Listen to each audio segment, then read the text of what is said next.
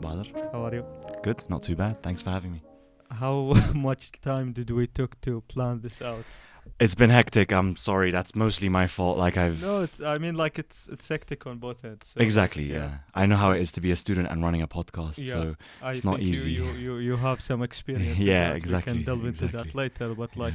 I think it's 2 semesters now or more. I than think that. so. I mean, I don't count it by semesters anymore, but Yeah. you know it's semesters. Yeah. I'm pretty sure it's been at least 6 months, but Yeah. I guess I'm glad to be here, and honestly, props to you for your persistence. That's what I respect, if you want to do anything in life nowadays, you have to be persistent about it. You have to Yeah. really want to do it, and if you want to do it, you have to show it. So yeah, So props. is the quote no means just for today. You keep. There's a quote like this, I don't know, yes is only by keep getting no's until you get a yes. Yeah, Then- I mean, I don't know that quote exactly, but there is another quote that I really like Yeah. that's similar to that. Yeah. It says, "The answer's no if you never ask." Mhm. So if you don't ask, if you just leave it and nothing happens, then it's likely that nothing's going to happen. Mm. So it's really good if you keep asking, or if you don't ask, nothing's gonna happen. So Yes. yeah, well done. I agree. So thank you for being here. Gladly. I remember. So I was having conversation with a friend, and I was talking to her about starting a podcast and stuff. Since she mentioned the High Low K podcast, which back then at 2021, as a new student at AUIS, I didn't know about it. So I went back home and I watched a couple of your episodes, and they are all amazing. And I contacted you guys back then, 2021, I think. Yep. So we have been in touch Mm-hmm. for a while. Mm-hmm. So I'm glad we are doing this. Yeah, I remember that you asked for some advice, Yeah, right? yeah. Some hardware advice, and it looks like you've got a better studio than I ever did. well done. Let's see how much I can get used to this and get using this after graduating, because I'm getting out of here next Soon? semester as well. Yeah, good luck keep using it, I but don't think. but Let's see. you have to just keep going. I mean, Yeah. this sort of thing, the more you do it, Yeah. the more exposure you get. So I think you're on the right track. Yeah, and I think Choosing the right guests as well. Yeah, of course. That's a very important thing as well. And I think also not being bound to a specific location can also have some of its perks. Yeah, we can- true. Basically, by now, I've recorded everywhere. So, Yeah, So that's a good thing. you're adaptable. You're yeah. versatile. Yes. Yeah, nice, That's so nice. good. So how are you, man? Not too bad. It's been there's no time for rest anymore, but Yeah. it's What's the deal with that? I don't know how to basically when you're traveling a lot, you spend a lot of time on the road, you spend a lot of time traveling, but it's fun. You're not at the age. Well, I'm not at the age where I should be relaxing. When I say that relaxing, there's no time to relax. That's not me being sad about it or complaining about it. I genuinely enjoy that. So the fact that I'm not relaxing is good, because when you relax, you have time to overthink. You're not happy, and when you're not doing things, your dopamine levels are on an all-time low. So things are going well. I'm working on my startup, and that is about it. But that should be about it, it takes a lot of your time. So yeah, it's not too bad. Not too bad indeed. You Yeah. talked about enjoying the hard work and not having rest, and there is a valid point there. But also, I don't know. Sometimes even doing the stuff that if it doesn't feel rewarding enough, or Yeah. it doesn't get you hooked, Yeah. it's a difficult balance to keep. It is. Yeah. A lot of my friends ask me about entrepreneurship. I started this venture 2 years ago, and since then, I mean, it's changed a lot. And what you need to realize in getting into anything that you're going to start of your own, I'm sure even with a podcast it's similar. In the beginning, you're not going to reap those high rewards. You're not going to No. feel Yeah. satisfaction straight away. But as long as you start off with the by knowing that it's not going to be rewarding straight away, Yes. give yourself, dependent on what kind of industry you're doing or whatever it is that you're doing, give yourself some time to know that, okay, I'm going to sacrifice. going to sacrifice for 3 months, 6 months, even if you're going to the gym, right? If you go to the gym, it's a bit easier because you get rewards a bit quicker from the gym. Yeah. Mental rewards. You get the daily pump as well. You get a daily pump as well. Amazing. But like, you know, even in the gym, you have to give yourself at least 3 months to actually see that improvement, right? So within anything in life, give yourself some time, push for it, and you'll reap the rewards after. Yeah, I agree. Like you talked about going to the gym. It's something that's really advisable for anyone, no matter like what your age you are in. Exactly. No matter what, like get hooked to. It's not only the gym, like any kind of like physical exercise. Yeah. Like the benefits of that, they are amazing. Like sometimes you think that you have low energy levels, but like as soon as you start doing something active, you would discover that like it's not like a phone battery, and like No. It's sometimes by putting more effort you would get more energy. I don't know, that sounds weird, but like it's absolutely true. Like I was listening to some of it this morning as well, actually. They was talking about blood flow to the brain, what's good for the brain, what's not good for the brain. And one of the bad things for the brain actually was caffeine, because it stops blood flowing to the brain, receptors to the brain. And then I was thinking, you know, that doesn't sound right, you know, because I have coffee and you know, and it makes me feel actually more productive, more alert.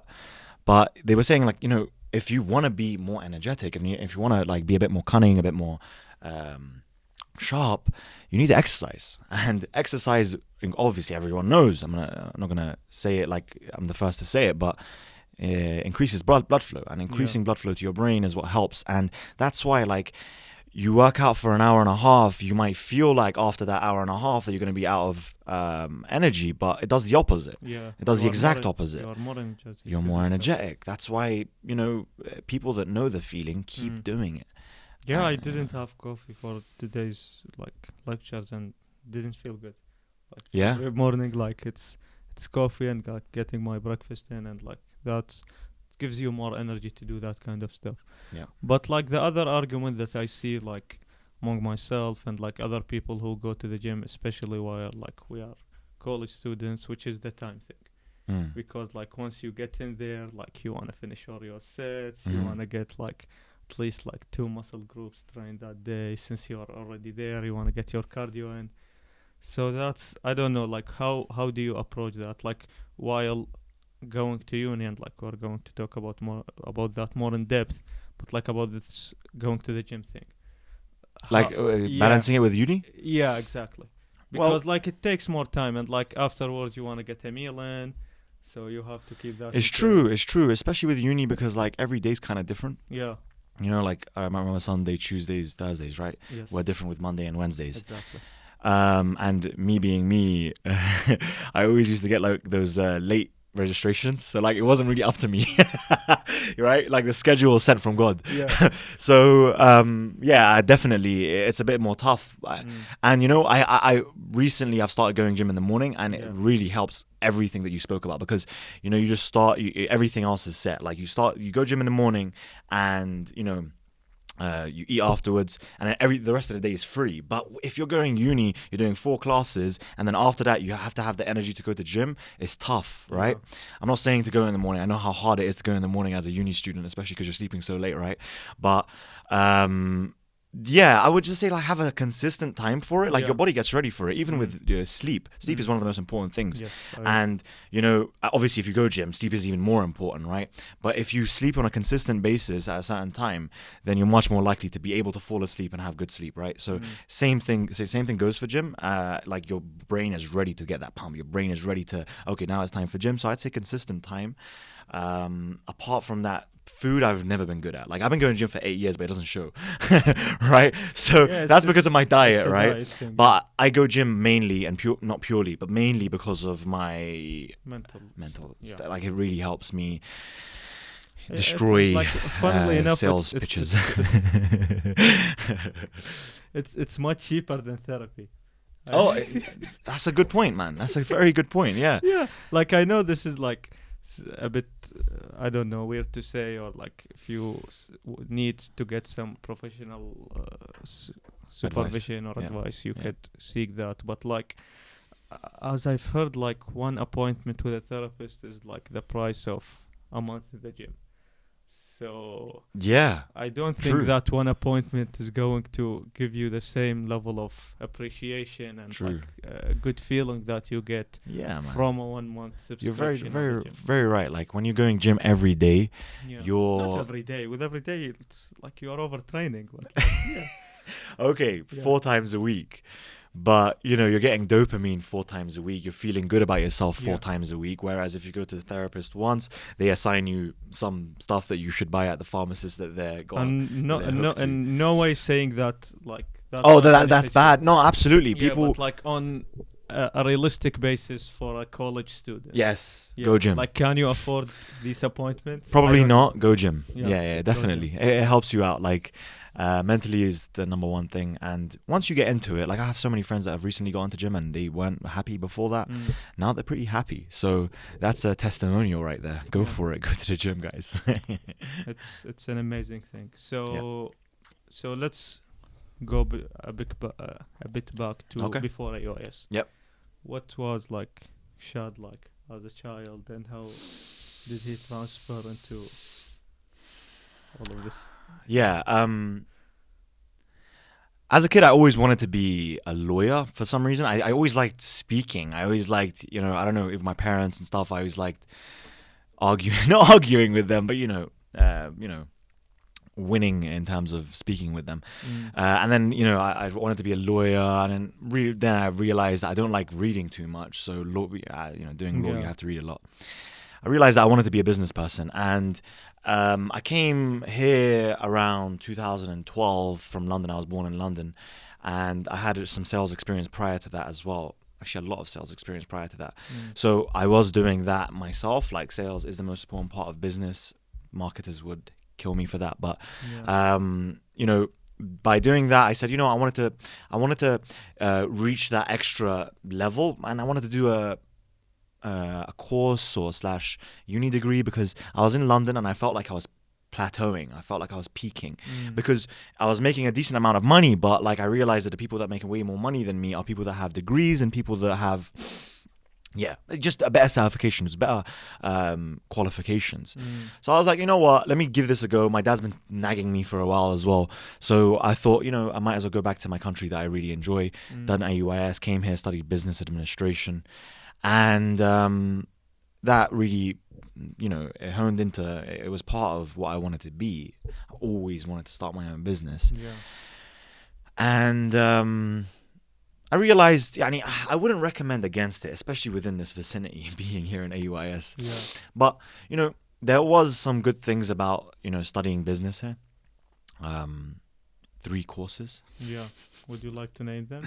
Yeah, I would. I thought about that before coming here as well.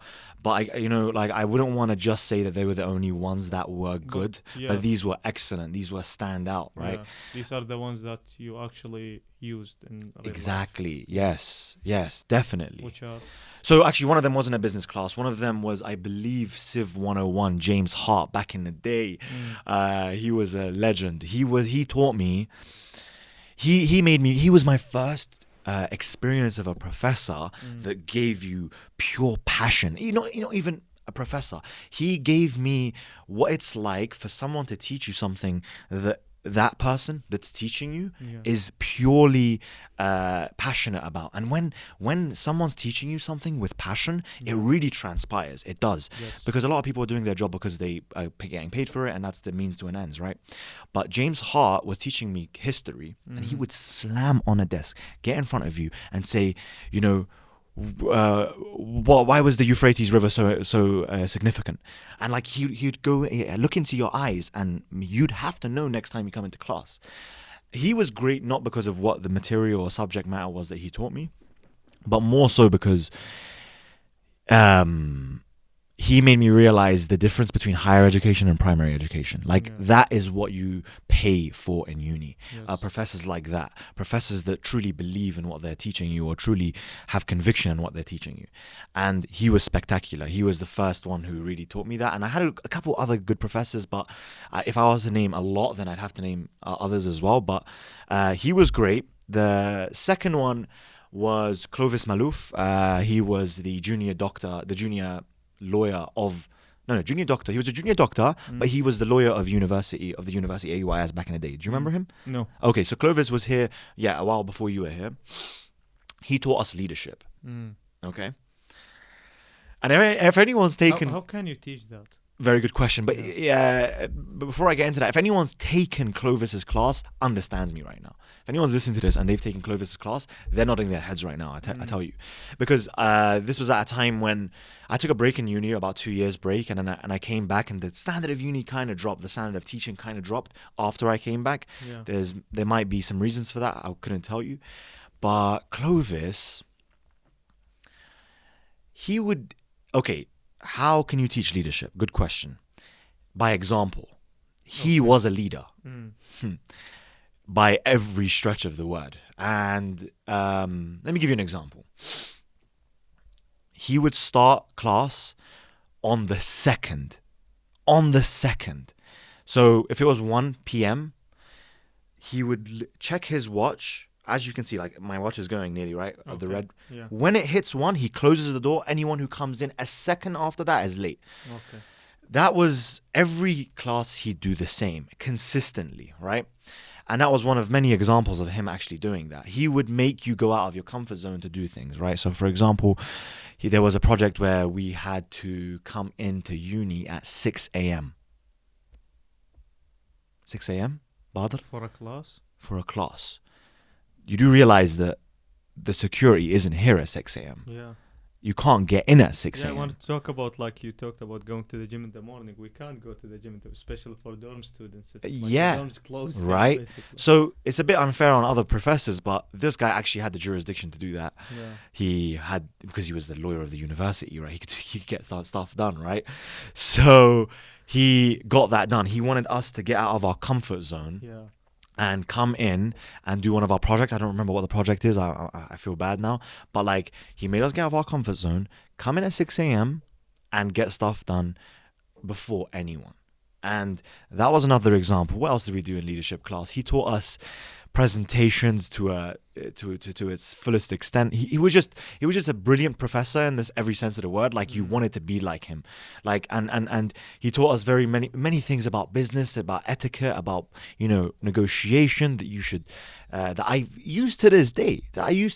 And so for me, I think how many classes are you supposed to do within the whole 4 semesters of uni? For which major? Business. I did business. I think it's 120 credits, right? I think, yeah. For us software, it's 120. Right. So divided by 3, that's 40 classes you're supposed to take. Yeah. Yeah, 40 classes. These 3 that I'm going to talk about were absolutely worth my tuition. The rest of them is just like, okay. You learn some stuff. After a few months, you forget it, right? Uni teaches you more than anything discipline. That's what I believe. Like, uni teaches you how to, meet deadlines, do projects, all of that stuff. Yeah, it's like that reel. I don't know if you have seen it about Sylvester Stallone when he's talking to his kid and like he's asking him what's the use of this certification. He told him, you're just showing somebody that you've been going to the same place before. Exactly. 4 years waking up in the morning and going to the same place. Very true. Yeah. He's absolutely right. I think I've seen that. But that was like the hardest part of uni. It was like getting into class, getting your project done on time. I'm struggling with this. It is what it is. Especially now it's like at week 13. Yeah. So 4 assignments are due next week. Yeah. And I'm recording. Man, you got a balance. And I commend you for that. Yeah. But not to drift off topic. So discipline. Yeah, he taught me all of those things. Clovis was fantastic. And Pat Klein. Ever heard of Pat Klein? Wow, man, I feel so sorry for these students now, man. He taught us entrepreneurship. Okay. Entrepreneurship. Do you still have entrepreneurship as a class here? I think. I'm not sure. Yeah. I'm only minoring in business. So right. The general stuff. Yeah, I yeah. didn't go deep into the major. But I love business. Yeah. It's amazing. in terms of curriculum, what do they call it here? Like when they give you something at the beginning of the semester. Degree audit or No. When they give you something at the beginning of the semester, that this is what syllabus. Yeah. In terms of a syllabus and the curriculum and the subject matter that you're supposed to learn, entrepreneurship was hands down the best. Yeah. Because it taught you the practical, the theoretical. Of entrepreneurship. Yes. Like it taught you how to present, it taught you how to do a pitch deck, it taught you how to do finances of a business, all of these things. And it was right before I graduated. And a friend of mine called Artin, shout out to him, he actually started his business right after doing entrepreneurship. He did a football academy for kids, and he took the principles that he learned from entrepreneurship. Garden City. Yeah. Okay, he took the principles that he learned from Pat's class and took it there. And there's not many classes that you can, say that similar to. And that's really good. He taught us a lot, and he was very, very hard on us. But yeah, in terms of business, that was the best that I learned from uni. The 3 classes that made it for you, huh? The 3 classes that I remember to this day. Yeah. Obviously, there are other professors, Benjamin Boyce, Christopher Flahati. They were great as well. But yeah, Choman Hedi even. He didn't teach me business, but she taught me a lot about social issues and liberties. Yeah. But regardless of that, like that's what I got from business. But yeah, you asked me how did I become me? It was by becoming a business person, by actually doing the podcast. The podcast was my first venture. I want to delve into that. Yeah, go on. Like how did it start for you? Like back then, like I don't think that the podcasting thing was as popular as it is now, because like I think after like Rogan's $1 million dollar deal with Spotify, billion. 100 million. 100 million. It was 100 million. Yeah, 100 million. No, not 100 billion. That would be crazy. That's the GDP of I don't know. US or something. Exactly. So yeah, after like his 100 mil deal, like I think everyone started looking at this new thing. Yeah. Yeah. So why? You're right. Like it wasn't as popular. No, it wasn't. But Joe Rogan was big back then. Joe Rogan's been around for a while now. Yeah. Right. Podcasts weren't that big back then. You're right. Yeah. I think we missed the best time to do a podcast though. Yeah. Okay, first mover's advantage is better if you do it first, and if we Yeah. had carried on, it would have been great. But I think now this TikTok is really helping podcasts. The way Yeah. you're doing your format is fantastic. Yeah. It's really good because it draws people in onto the full thing, right? Yes. By getting little snippets out, right? We are basically just promoting the snippets. Like we're Yeah. not even doing any promotions on YouTube. Like Yeah, of course. just Not. promoting these short clips. Yeah. It's yani. Because nowadays, even back then, no one really wants to listen to a 1-hour podcast. Not that many people. But if you can like draw their attention with that little clip, then you're there. You did well with that. And so the way we started is we were a group that, back in uni days, we were known as California, our group. We would sit on top of, in the middle of next to the door that comes in from the stairs. Yes. We'd always sit there, right? Yeah. And we would always speak English, right? So people would call us California because we'd always speak English. Yeah. As a joke, whatever, not very funny. That you are from Britain. Even though I'm from Britain. And funny enough, people were calling me Obama, right? Because I'm somewhat brown, right? And I'd always speak English, but I don't sound like the dude. You don't have the hair, I don't have the hair, dude. Come on. So the nicknames in AUIS were pretty interesting. Yeah. But so we'd speak a lot of English. We'd speak about different subjects, right? We were from CSM, so we know a bit about religion and morality, and we'd have like different conversations, I could say.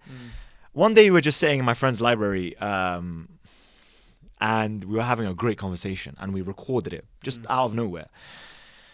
We listened back on it, and we were like, man, this would be actually pretty cool to put on the web, because we're having good conversations and whatnot, right?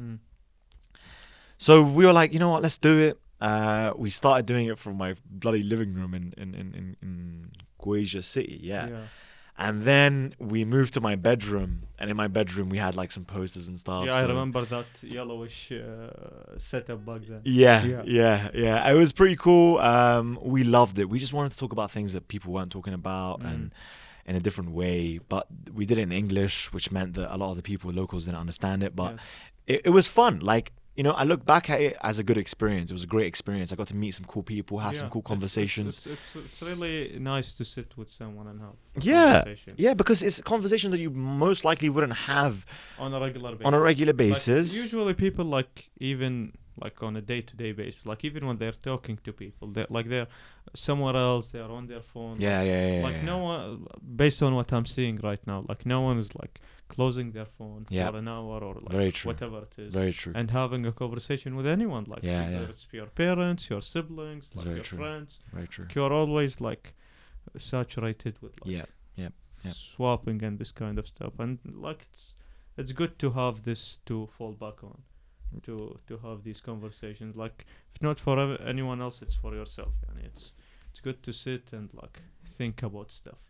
No, for sure. That's really nice. You're right about that. Yeah. That's a point I haven't actually heard before about podcasts. Because people, they just don't have time to speak to each other anymore. They're too distracted by their phones. But you're definitely right about that. Like, you can find out that people are interesting, Yeah. right? Like, I remember a lot of the podcasts I had were with people that I thought were interesting, but not many other people did. I'm not going to name them because I said that right now. But once I put them on the podcast, they were like, oh, wow. Yeah. I was about to say a couple words there. Yeah. Am I allowed to swear on here? Of course. Okay, Yeah, cool. yeah. And, you know, we realized they were pretty interesting, right? We had some good podcasts. Like, we brought on a couple uni professors. We had Yes. Baron, we had Jeffrey Gresk. You know Jeff? Yes, but like he's not Here anymore. Yeah. I see. But yeah, it went well. He's what I've seen from him from like the very short period that he was here, where I like started uni. He's a very well dressed man.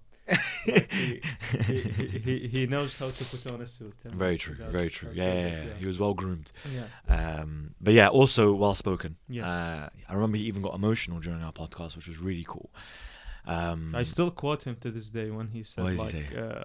the thing about like fall semesters and spring semesters, where like fall semesters pass on quicker and easier on students rather than spring, because during the fall semester you had the spring break and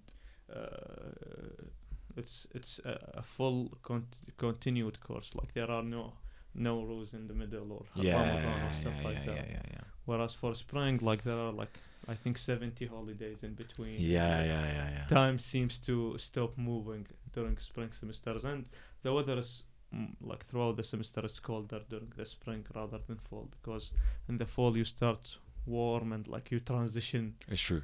But like the other way around, it's more challenging. He's got a point. Like, you want to be consistent with whatever work it is that you're doing. Like, if there's like a million holidays, your sleep schedule gets messed up, you're back into work again. Yeah. You haven't. Like you would think that I'm gonna get some time to eat. Going back home and getting back here. It's not like He's absolutely right. You are going to think about the holiday the week before the holiday starts, and Exactly. you are going to remember holiday the Yep. week that you get back in. So, Yep. Yeah, Jeff, he was a dean when I was here. Yeah. Yeah. Was he the dean here? No, No, like, when you were here. Yeah. I see. It was moved to Baran, and now it's Dr. Oliver. Dr. Oliver. Yeah. Kiels. Yes. Nice. Yeah. Nice. Yeah. He was great. The podcast, I even had Baron on as well. But yeah, like, how why are you doing the podcast?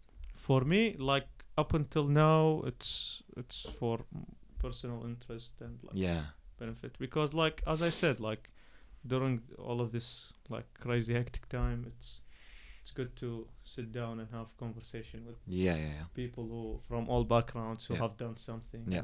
It's really cool. So yeah, that's basically it. And if in the future, like make some money. Who wouldn't love that? Exactly. Yeah. I approached it with the same kind of motivation. And if not, like as you said, it's a nice archive to have to look back on. Absolutely, in man. the future. It's great, man. Like you meet people that you wouldn't have met before. Without the podcast. So, you know, I don't look at it back with any regret whatsoever. Like people ask me why did it stop, and man, like, if it's hard to do with uni, it's way harder to do when you're running your own business, or even if you got a job, Of right? course, yeah. So Because at least now here it's a bit structurized. Like, you know the deadlines at the beginning of the semester to some extent. Exactly. There is a bit of light submission stuff you can take. You can't compromise. And like, Stan said something very interesting when I had him on. Like, he said, like, at least with now, like, even if we like neglected all of that, and you are submitting something, like, it's not going to have an impact on the world. Like, you know that if you submitted like a half-assed essay, let's say, like, only the instructor or the professor would be looking at it and they would give it a C or a D, and it wouldn't make any difference. Right. But like, when you are in a real life working environment, what you are contributing is like, it's someone is paying money for that. And someone is depending on that for their business or for their there are real consequences. Yeah. There are real consequences. It's true. Not to say that you can't do it. Yeah. So don't give up on this when you finish. Definitely not. Oh, yeah, of course. Yeah. So definitely keep up if you can squeeze it in. Yeah. Good thing about what you're doing is dependent maybe on your team as well, but mostly on you. Yeah. Right? We were dependent on a couple other people. I didn't want to do it alone. I wanted to have a different opinion because my opinion can be divisive. Yeah. I don't know if you've watched my podcast. Yeah. I'm a bit of a right-wing conservative. Yes. And you had some pretty liberal guests, so that was interesting to see. Right. That was fun. Yeah, that reminds me. I remember I got Goshan on, and she was great. Yeah, she was good. We had very opposing views, and that made for a good watch. I think people thought that was one of the best podcasts. Yes, I agree. And it's really funny to see like the games that you had in the episode this kind of stuff. But like, I agree with even with like the stuff that you talk about like back then about like how capitalism is like, it gets a bad rap, and like I see most of the criticism, but like, since it is correlated with the human need for like making stuff and like accumulating wealth, you can't change that. Nope. I mean, you talk about the human need for innovation, and that reminds me of the nature of humans. Like I remember, I think there was a turning point for me when I became a capitalist, or when I became small government, right? That's what essentially what capitalism is smaller government. It was when I realized that socialism means putting power into the hands of government, which is people, and people are flawed. And if you give monopolized power to people, then they will be corrupted, they will be flawed, they will act in their self-interest. And so imagine you were to, and I don't know if we want to get into this, but imagine if you were to give resource, say $1 million to build a road, right? Yeah. As a government, that $1 million isn't your money, first of all, right? You got that from taxpayer money, or you got it from oil money. Yeah. So you will spend this not as well as, or as efficiently as you would have if you had earned that money, right? Or building a hospital, for example. But if a capitalist comes around and gets $1 million to build a hospital, then they will spend it as efficiently as possible to build it in a way that will last throughout the years, last as an asset, right? And that kind of goes into the fact of, Margaret Thatcher once said, a lot of people might not like me quoting Margaret Thatcher, but Margaret Thatcher once said that the problem with socialism is that eventually you'll run out of other people's money. And it's great because, that just shows, you're not always going to have a consistent stream of money coming from taxpayer money, and when you do get it, you're not going to spend it the way that you should spend it. And putting power into the hands of people is flawed. We all know that if you give too much power to people, then they'll be corrupted. And I remember thinking that the opposing view in capitalism is, if there's a company, okay, I don't believe in monopolies, but if there's a company and they're giving a certain service, they have to give good deliverables in order to stay a good company or to stay profitable. And if a competitor comes and is able to give your services at a better price, You're or out of you're out of business. business. Yeah. But government isn't like that, Mm. especially bureaucratic government, especially within the ministries or anything like that. Yes. You can change that with elections, sure, but there's not nearly enough accountability as there is with business, with PR. Mm. So that's what made me a capitalist. And sorry, we drifted off topic, but that's why I believe that I needed someone on the podcast that had opposing views. Yeah. San was that, Aya was that.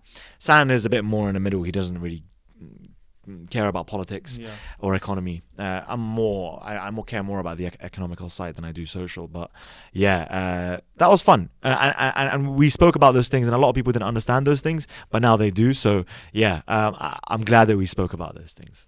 It's as you said, like having different views, and like you can talk about these stuff and like go to like different areas of thought processes and like thought schools. Yeah. Like you can talk about how with government, at least, like you are like there are some people ideally who have chosen this set of individuals to run something, whereas if companies are the ones who are running the economy and who are actually affecting people larger than the governments, can we really trust these individuals whose like main goal when they started is to make money, but now they are in a position of power, they are in a position where like what they say and what they do has like huge impact on others, which is very different from the thing that they were set out to do, which is making money. Yes. Right? Exactly. Yeah. Exactly. But at least with like these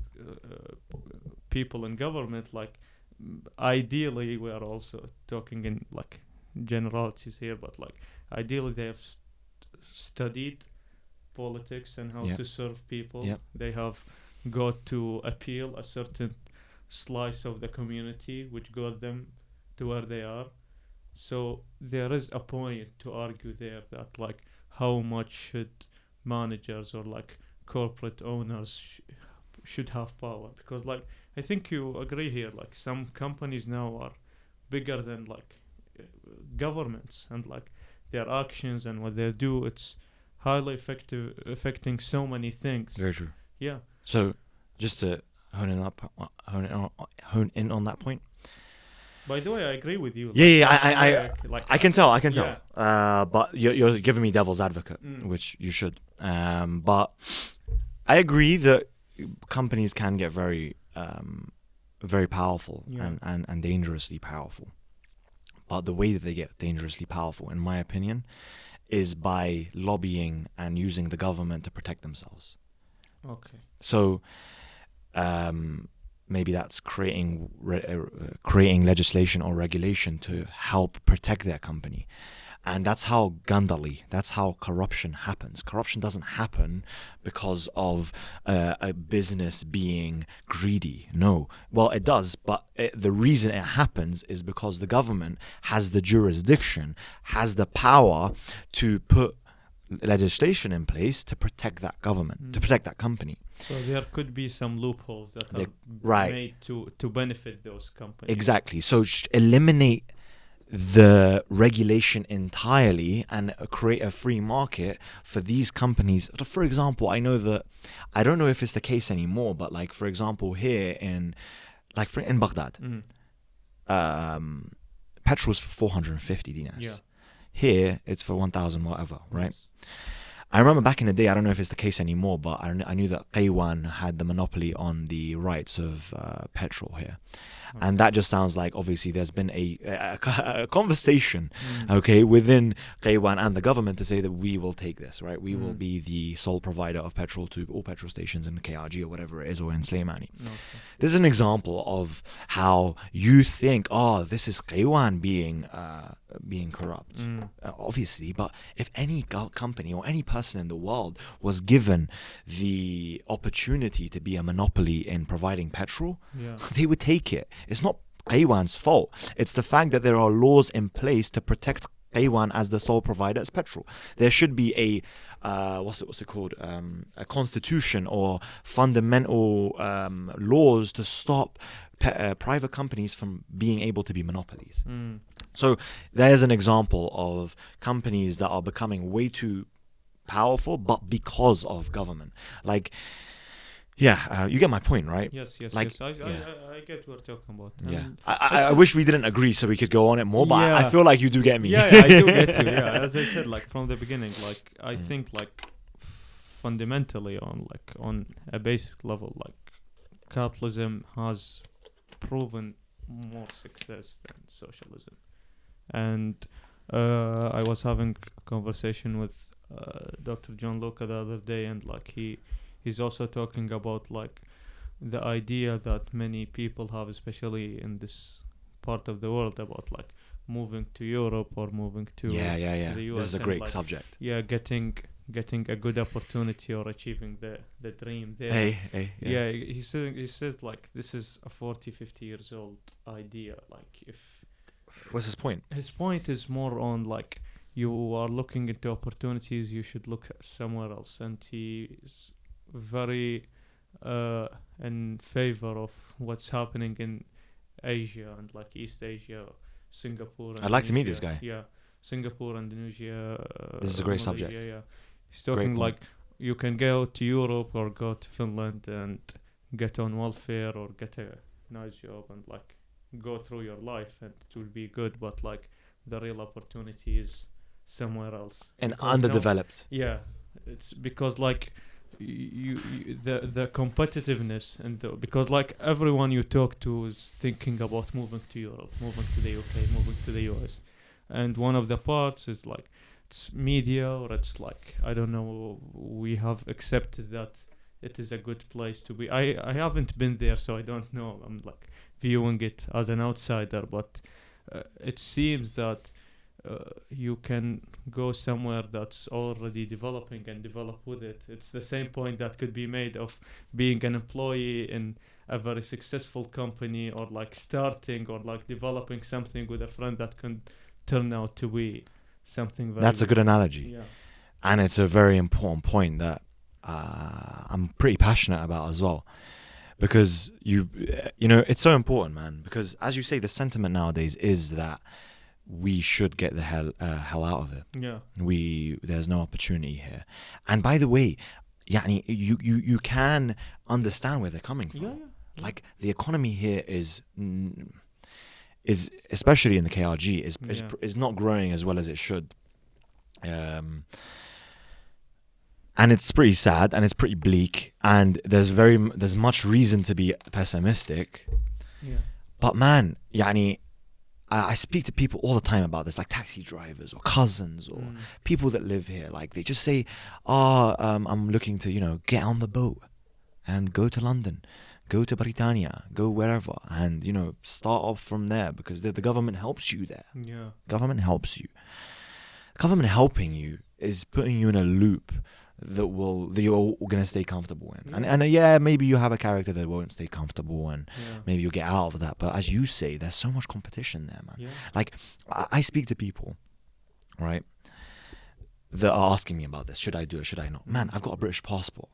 And I'm in Baghdad in a city that I can't speak a word of the language. Why? Because there's opportunity here. Where there is a lack of something of infrastructure, of where there's a lack of even a lack of production, right?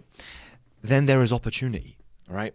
Baghdad, if you just look at Baghdad, you see opportunity everywhere. That place is like, it gives me life because it has so much opportunity. I couldn't tell you exactly how, but I can tell you in terms of my business. But like, if you go to London and you try and start up a startup that sells, for example, a photocopy for, films or whatever it is, there's 1,000 others that do it already, right? And if you have a bright idea, then you're unlikely to have too much competition. Not that competition is bad, by the way. Going into any business with a scarcity mindset is a problem, but you're much more likely to succeed here. And if you build up the expertise in that industry, you will succeed here. Like, maybe if you're talking about whatever industry it is, that maybe maybe 20% of the market has enough money to pay you your deliverables are worth it, but 20% of a 38 million population, it's still worth it. Yani, I don't like it when people go out of this country. And, you know, I get it. But at the end of the day, there's so much opportunity here. There's so much room for growth. Yeah. You go to London, you come back, and you realize there's so much stuff that happens in London that you can apply to here. And with the right mindset, you can achieve it. And it's not by working for a company, a corporate like ASIASAL, or a corporate like Qaywan or whatever. Maybe to gain some experience, you should. Absolutely, you should. Actually, that's what I did. A lot of people should work as an employee, understand what it's like to be in the business, to be in bazaar, to be in, negotiate, to sell, whatever it is, right? Then make your own thing after you've gained some experience. And once you do, entrepreneurship isn't easy, but it's absolutely worth it. It's so worth it. Like, I started off Backspace 2 years ago, and since then, I've always thought that Backspace is the love of my life, what I do everything for, right? And I can never lose it. If it dies, I die, right? But actually, if Backspace dies tomorrow, hopefully it doesn't, I have gained a set of skills that will last me forever. Yeah. I now love entrepreneurship. You can start all over. I can start all over again. And that's why, in order to succeed, you must fail, right? That's such a cliche quote, but it happens. Like, I remember speaking to an investor, a very, very, very big investor, who is part of a managing director of a Middle Eastern company, of a company that holds 60 billion in assets. Yeah. They asked me, they asked me what my previous ventures were. I didn't have many previous ventures in terms of me being an entrepreneur myself, and one of the companies that they had invested in had previous ventures that were failed. All three of that person's previous ventures had failed, but this guy who was an investor invested in the fourth one. Why? Because the failures, he knows that this person learned from the failures and became very good. So even if you think that you would fail, even if you're scared of failure, go for it. Go for it, because you'll learn something by doing that. Yes. And I was lucky because in starting Backspace, we had such a decent idea and I was able to sell it, that I was able to work off investment money for the first 6 to 12 months. And now we're building our own profit. We're a profitable company and we're able to build off of that. But, you know,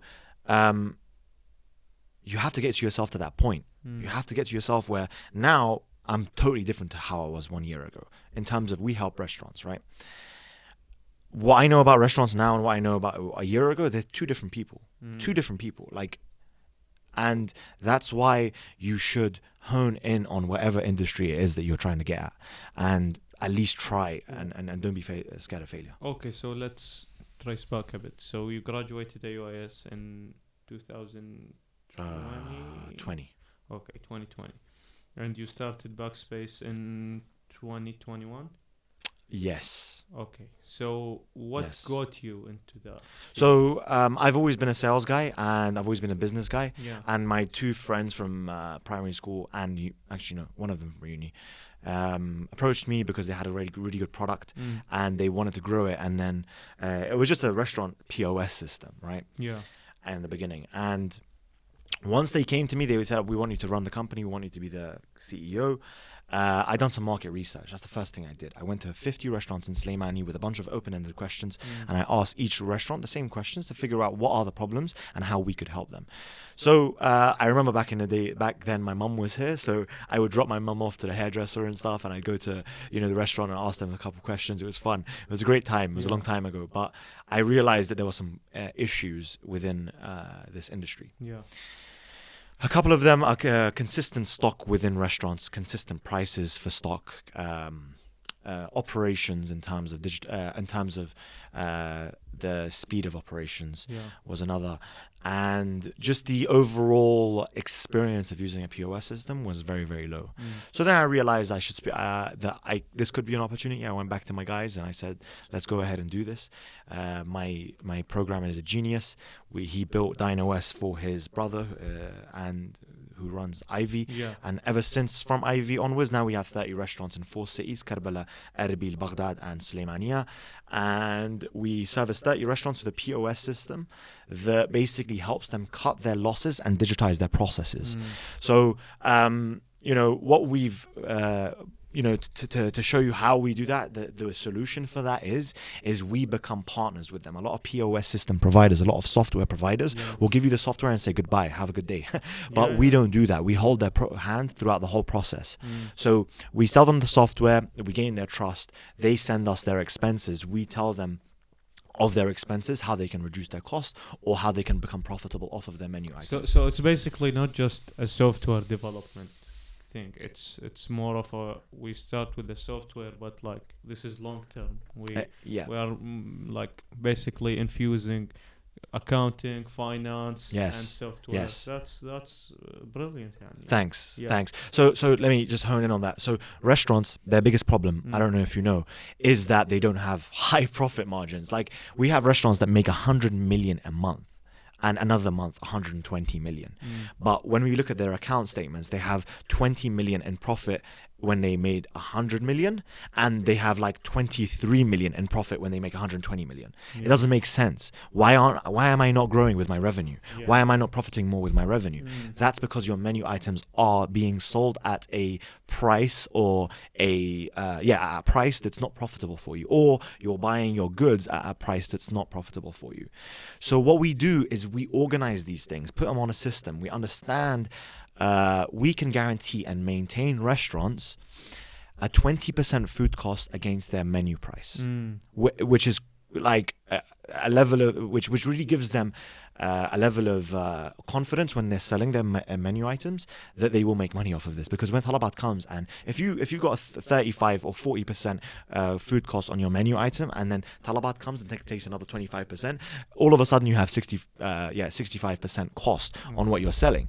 So you're not making money off of that anymore, because you got to pay your rent, you got to pay your bills, you got to pay your salaries, you got to do all this stuff, right?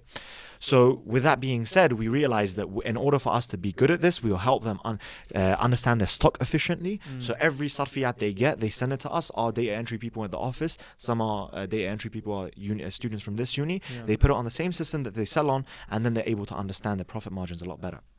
Like, that is the biggest value that we give them. We make them understand their numbers. Our software is impeccable. It's international grade, but that's not enough for restaurants to come on our system. What we do is we say, we're going to hold your hand and we're going to be your accountant, and we're going to let you know how to be profitable.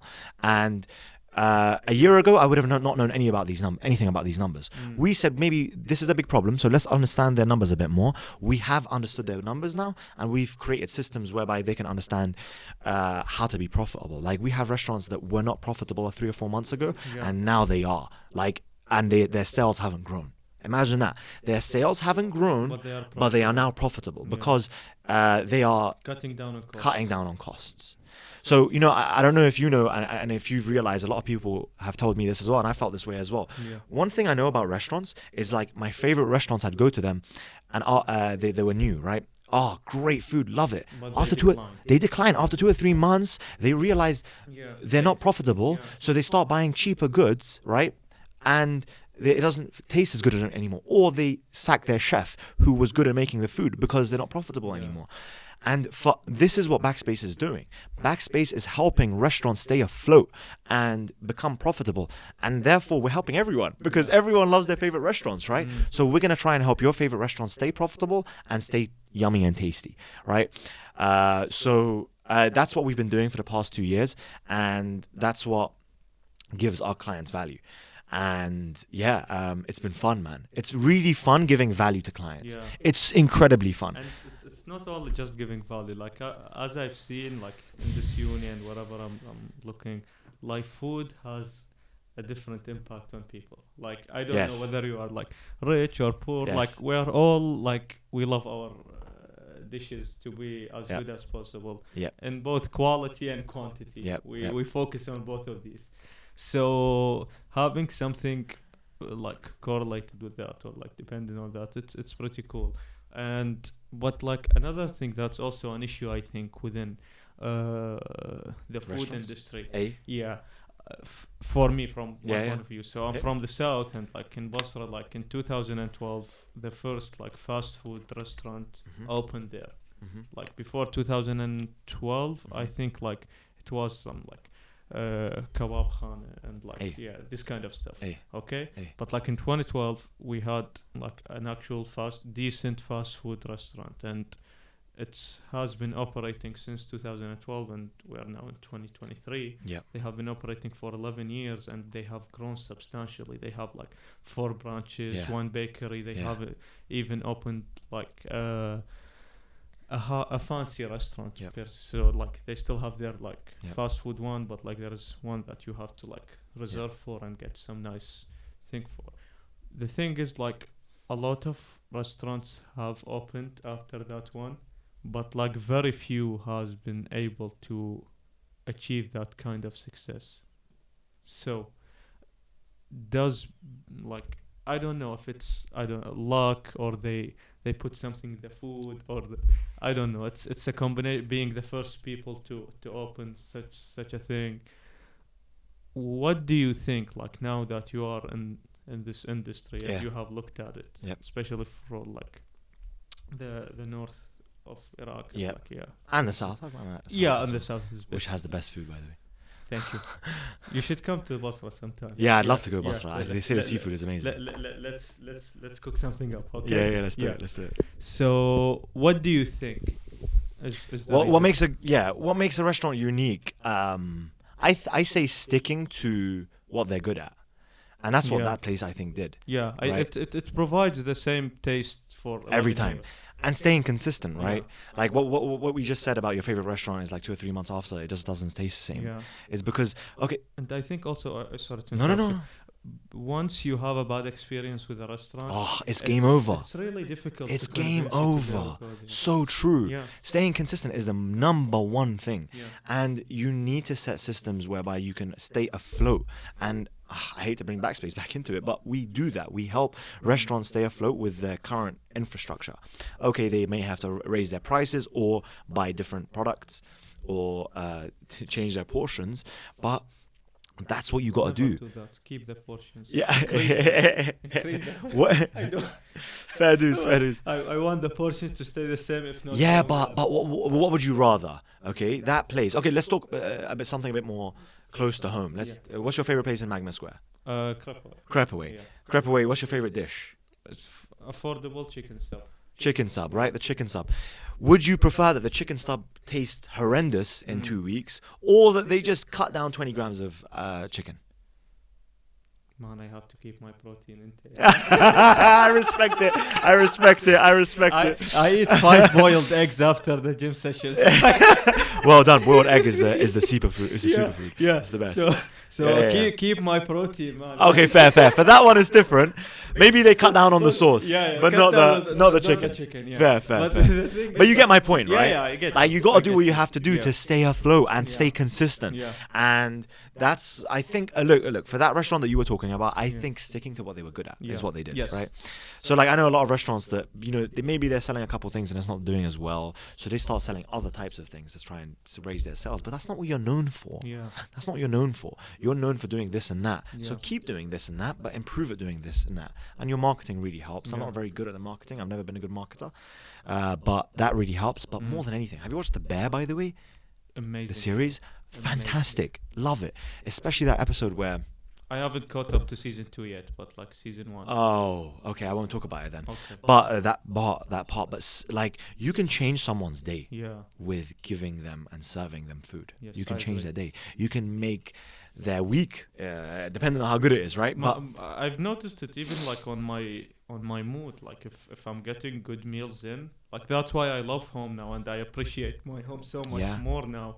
It's because good food is available there. exactly. Whereas here, like I don't know what I'm going to eat. Like, Oh, man, it's the when, worst. when it's like deadlines and Yeah. finals, like It's at least depressing. like when it's like normal uni stuff, like Yeah. we can cook or do something. yeah. But when it's hectic and deadlines are going, like don't have a lot of time to cook and Nah. to get something. So it's really correlated with like your Your home is overall- in Basra. Yeah. Yeah. So I go there 2 weeks, get Nice. some good meals in. You fly out there? Yeah. Nice. Yeah, yeah. Nice.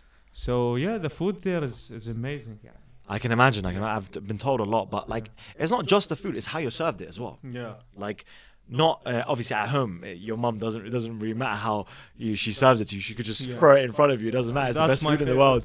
My favorite way of presenting it. Yeah, Just put it all exactly. Let me dig in. Yeah, but when you're at a restaurant, how the waiter speaks to you, Yeah. the questions he asks you, Yeah. that's a sales process, Yeah. bro. If you get a bad attitude from a waiter, No, you're yeah, not exactly. going back, yeah. And like, I was teaching sales at Baghdad in the station as well. Like, I was teaching people how to the most important part of sales is understanding the buyer. Yeah. And by understanding the buyer, you're asking good questions. Yeah. So what's my favorite thing when I go to a steakhouse? Can you guess? How do you like your steak? Medium, well, or rare? Right? When they ask me that question, I know what he's talking about. And I know he cares what I want, right? Yeah. So, what's the best thing a girl can ask you? How do you like your eggs in the morning? I'm kidding, but you know what I mean? Like, you get my point, right? When someone wants to know what you need, what you want, like, it feels good. And when they deliver what it is that you want and the question they asked you. But by the way, we make amazing steaks at home. So, Yeah? In Basra? Yeah. Oh, man, I didn't know that. Yeah, yeah. Nice. Like me and my dad, we are like fanatics when it comes to meat. And I love it, stuff. love it, So love it. We But they're more into seafood, right? People from Basra? Yeah, we eat seafood on Friday. We do Zubaydi. Yeah, zubaydi and like Zubaydi's great. all kind of fish. Yeah, deep fried fish. Yeah, man, it's crazy. What do they call it in Arabic? Simich magli. Okay. Yeah. I'll try and remember that. Yeah, fried. Yeah, fried. I've had a. With like yellow rice. Do you know it? yeah, And yeah, like yeah. some I've tried it. fried onions. You know what? and- I've been in Baghdad for 6 months now, Yeah. right? In and out. I still haven't tried mazghouf. No. Wallah. Mazghouf. Yes. Man, you should come to the home of Mazghouf. Yeah, Basra? Where it has been brought up. I to will. the- I yeah. promise. And like, do you know what's the difference between like Mazghouf and other grilled fish? Like, what's the key concept of like the difference? No. Yeah, so fish is really popular in the south. Yes. We have rivers, like Yeah. fish is like it's part of us, yani.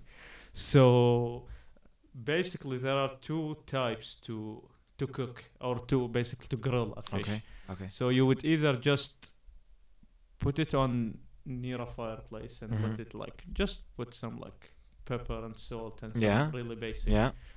toppings on it and let it cook. Okay.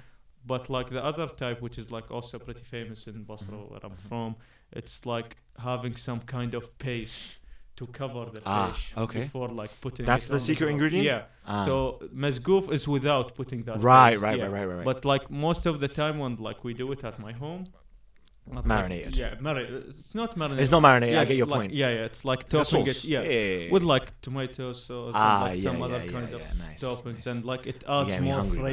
flavor to the fish, and like with like a cup of mustard and like some hot pieces of Stop it! You're getting me hungry, lad. Yeah. It's like it's amazing. Yeah, it is. Especially in this cold weather. I used to hate fish, but recently I've been into fish. I love it. I've never hated fish. I mean, you're from Basra. That would be weird, right? But it should be such a betrayal to my family. exactly. Imagine telling your dad that you don't like seafood. that would be That's blasphemy. sentence. Yeah. Exactly. So, any final remarks on Backspace? No, I mean, we spoke about what we spoke about. So I'm good with it, man. Thank you for giving me opportunity to speak about Backspace. Okay, before we wrap this up, Go on. What's your favorite movie? Ooh. That's a good question. Yeah. Yeah, that goes with your whole thing, right? Yeah. You know what? I'm gonna go. Me and my brother, we love movies, and I'm not gonna. Okay, there's a couple obvious ones. I'm not gonna say them. I'm gonna go for one that's under the radar. Which is? In Bruges. Oh, it's the one with Colin Farrell and I forgot the other guy's name, but it gave me goosebumps just speaking about it. INBRUGES. It's about two fellas that are. I'm not going to spoil it, but they're in Belgium, all right? They're in Belgium, all right? That's it. And the dialogue is bloody spectacular. Yeah. I love it. So have you watched it, right? Yes. You have? Yeah. And your thoughts? Really? I didn't like it that much. Oh, crap. Okay, it's one of my favorites. Okay. Subjective, I guess. Yeah, so, I'm going to put that up there because I've been thinking about it a lot. I love it. I love it a lot. What about TV show? Favorite TV show, Sopranos. Thank you, sir. I have like I didn't brought it today. Breaking Bad's the best. Yeah, I know. Breaking Bad's the best, Yeah. but my favorite is Sopranos. Yeah, I get you. Yeah. Because I've got like I need to show you this. I don't know if we have time. I have like an official like an entire season of Sopranos, like so a physical CD with Nice. all the. It's amazing, Nice. and I've seen it like not like the spring, not the summer break, the one before it, with a friend, and like it's spectacular. It's the greatest. I love And it. I love it. It's Anthony Meucci invented the telephone. Gabagool, It's the gabagool, gabagool. gabagool. This has been an amazing conversation. Likewise, I've enjoyed it, man. It's really enjoyed it. it's really fun to have you here, and Thanks, man. great stuff that you are doing. Thanks, Keep man. doing them. Thanks, man. Everyone who's listening to this. Before, do you wanna any final? No, remarks? not at all. Okay. Finish it off. Anyone who's listening to this, thank you, and have a good day. Bye bye. Like and subscribe.